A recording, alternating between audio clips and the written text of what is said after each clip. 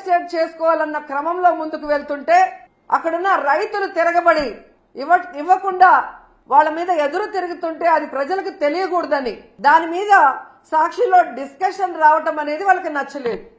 ఇక్కడ ఇంకొకటి ఏంటంటే ఆ డిస్కషన్ లో ఒక జర్నలిస్ట్ డిస్కషన్ కు వచ్చిన ఒక జర్నలిస్టు ఒక మాట ఏదో మాట్లాడారని దాన్ని ఆ క్షణంలోనే కొమ్మినేని గారు ఖండించారు. నాకు తెలిసి ఆయన డిస్కషన్స్ లో ఎప్పుడూ కూడా ఎవరూ కూడా తప్పుగా మాట్లాడితే ఆయన ఒప్పుకోరు, వెంటనే ఖండిస్తారు. అలాంటి గొప్ప వ్యక్తిని ఈరోజు ఎవరో మాట్లాడిన దానికి తన తప్పు చేయకపోయినా క్షమాపణ కోరిన కొమ్మినేని శ్రీనివాస్ గారిని అరెస్ట్ చేసి సంబంధమే లేకుండా ఎస్సీ ఎస్టీ కేసు పెట్టి ఈరోజు జగన్ గారు భారతమ్మ క్షమాపణ చెప్పాలి అని చంద్రబాబు నాయుడు, లోకేష్, హోంమంత్రి అనిత గారు డిమాండ్ చేయడం చూస్తుంటే ఈ రాష్ట్ర ప్రజలకి నవ్వాలా ఏడవాలా అర్థం కాలేదు. ఈరోజు నేను సూటిగా ప్రశ్నిస్తున్నా చంద్రబాబు నాయుడు గారిని, అనిత గారిని, లోకేష్ గారిని. క్షమాపణ అంటూ చెప్పాల్సి వస్తే అది మొదట ఎవరు చెప్పాలో తెలుసా? కోడలు మగబిడ్డని కంటే అత్త సంతోషించదని ఆడవాళ్ల పుట్టుకనే అవమానించిన చంద్రబాబు నాయుడు ముందు క్షమాపణ చెప్పాలి. ఆడపిల్ల కనిపిస్తే ముద్దు పెట్టాలి లేదా కడుపైనా చేయాలి అన్న బాలకృష్ణ గారు క్షమాపణ చెప్పాలి. అలాగే మీరు చూస్తే జగనన్న తన కూతుర్లు చూడటానికి లండన్ కి వెళ్ళినప్పుడు ఆయన గురించి నీచంగా మాట్లాడిన లోకేష్ క్షమాపణ చెప్పాలి. అలాగే భారతమ్మ విజయమ్మ గురించి నిన్న ఎంత ఘోరంగా మాట్లాడారో మీరు చూశారు అనిత గారు, ఆవిడ క్షమాపణ చెప్పాలి. అలాగే నన్ను బండారు సత్యనారాయణ ద్వారా ఎంత దారుణంగా ఎంత బూతులతో మాట్లాడించారో దానికి బండారు సత్యనారాయణ మాట్లాడించిన చంద్రబాబు నాయుడు, లోకేష్ క్షమాపణ చెప్పాలి. అలాగే మీరు చూస్తే ఆఫీసర్స్ ని గతంలో హోమ్ మినిస్టర్ గా చేసిన సుచరిత గారిని, అలాగే నన్ను చాలా వల్గర్ గా మాట్లాడిన ఇప్పటి స్పీకర్ బండారు సత్యనారాయణ గారు క్షమాపణ చెప్పాలి. అలాగే ఈ మధ్య కాలంలో టీడీపీ ఆఫీస్ నుంచి ఒక సైకో చేబ్రోల్ కిరణ్ అనేవాడు భారతీ మేడం ని ఎంత అసభ్యంగా మాట్లాడారో మీరు అందరూ కూడా గమనించారు. మరి టీడీపీ ఆఫీసులో అతనితో మాట్లాడించిన చంద్రబాబు నాయుడిని, లోకేష్ ని క్షమాపణ చెప్పాలి. వాళ్ళ మీద కేసులు కూడా పెట్టాలి అంత ఘోరంగా మాట్లాడినందుకు. నిన్న మీరు చూస్తే మూర్తి గారి డిబేట్ లో సంబంధమే లేకుండా రేణుకా చౌదరి గారు ఎంత అడ్డదిడ్డంగా మాట్లాడుతుందో మనం గమనించాం. మరి ఆవిడ మీద ఎందుకు కేసు పెట్టలేదు? మూర్తి గారి మీద ఎందుకు కేసు పెట్టలేదు?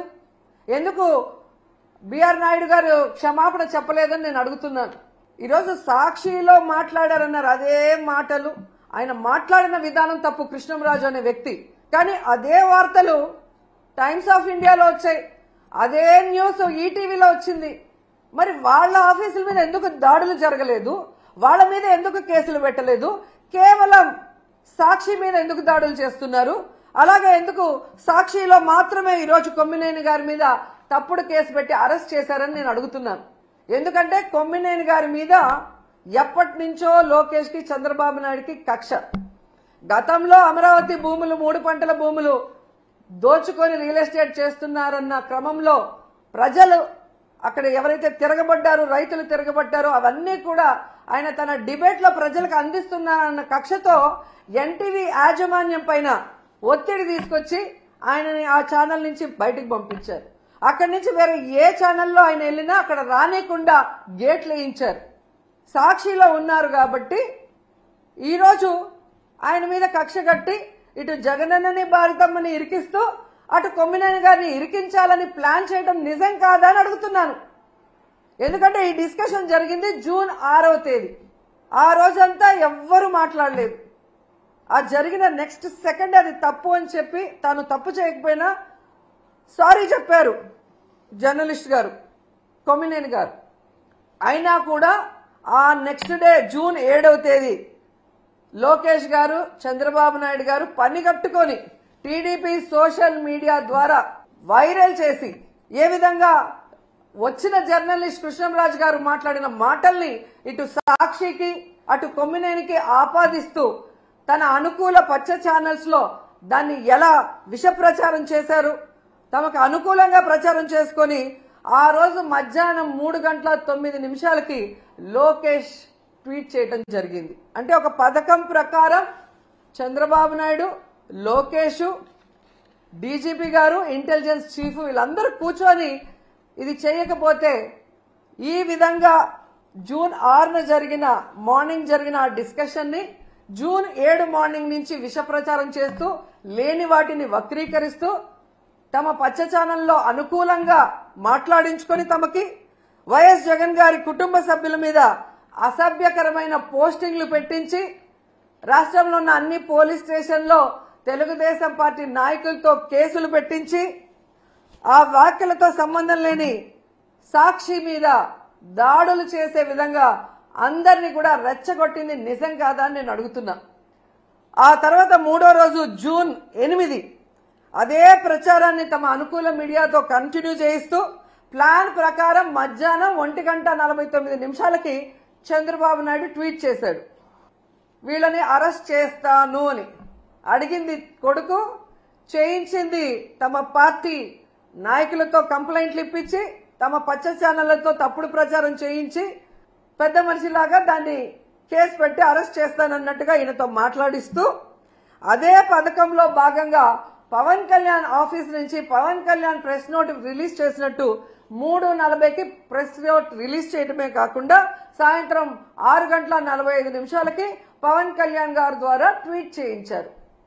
జూన్ 9 ఉదయం 11 గంటలకి కొమ్మినేని గారిని అరెస్ట్ చేసి కంటిన్యూస్ గా సాక్షి ఆఫీసులు ఎక్కడెక్కడ ఉన్నాయో తిరుపతి, అనంతపురం, కడప, విజయవాడ, శ్రీకాకుళం ఇలా అన్నిటి మీద మూకుమ్ముడిగా దాడులు చేయించారు.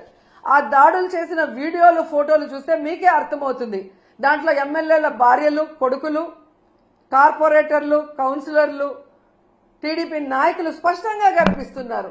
అంటే ఒక పథకం ప్రకారం చంద్రబాబు నాయుడు కూటమి ప్రభుత్వం చేస్తున్న తప్పుల్ని ఎత్తి చూస్తున్న సాక్షిని, వాళ్ళు చేస్తున్న అవినీతిని ఎత్తి చూపిస్తున్న సాక్షిని, వాళ్ళు ప్రజలకు ఇచ్చిన హామీలు నెరవేర్చకుండా ప్రజలకి వెన్నుపోటు పొడవటాన్ని ప్రజలకు చూపిస్తున్న సాక్షి గొంతు నులిపేసి దాంట్లో ఉన్న సీనియర్ జర్నలిస్టులను అరెస్ట్ చేసి భయభ్రాంతులకు గురి చేస్తే ఇక మేము చేసే తప్పులు ఎవరు మాట్లాడరు, ఎవరు చూపించరు అన్న క్రమంలో ముందుకు వెళ్తున్నారు.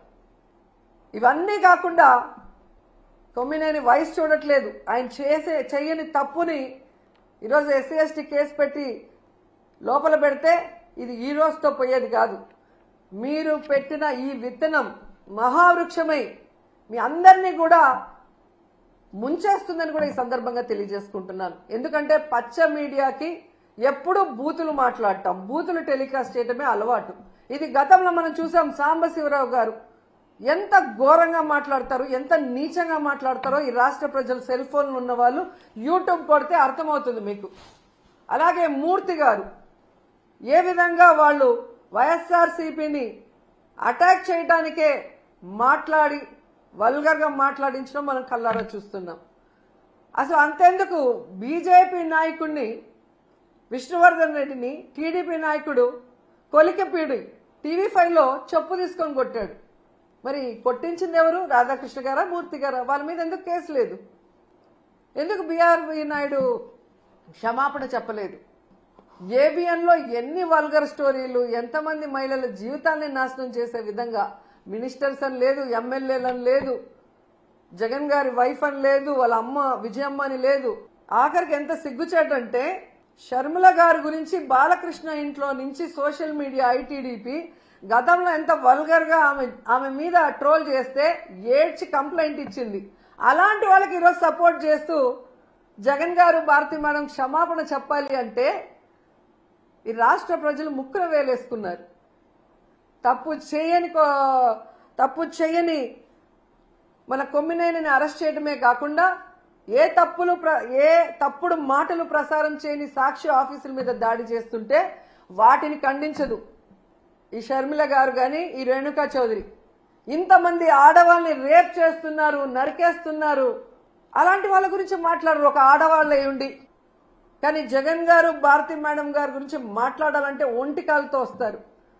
ఈరోజు రాష్ట్ర ప్రజలకు తెలుసు జగన్మోహన్ రెడ్డి గారు కానీ, భారతి మేడం కానీ ఏ రోజు ఏ ఆడపడుచు గురించి తప్పుగా మాట్లాడిన దాఖలాలు లేవు. జగన్ గారైతే ప్రతి ఆడపడుచుని ఒక తల్లిలాగా, ఒక అక్కలాగా, ఒక చెల్లిలాగా ఎంత అభిమానంగా భావించి వారికి మంచి చేయాలన్న ఆలోచనతోనే మహిళలకి గౌరవాన్ని పెంచే విధంగా, వాళ్ళు ఆర్థికంగా ఎదిగే విధంగా, రాజకీయంగా ఎదిగే విధంగా 5 సంవత్సరాల కాలంలో ఆయన పరిపాలించి సంక్షేమాన్ని అందించారో ప్రతి ఒక్కరికి తెలుసు. అలాంటి గొప్ప వ్యక్తిని టార్గెట్ చేసి ఈరోజు మాట్లాడుతున్న మాటలు చూస్తుంటే రక్తం మరుగుతుంది. చాలా తప్పు చేస్తున్నారు తెలుగుదేశం పార్టీ వాళ్ళు.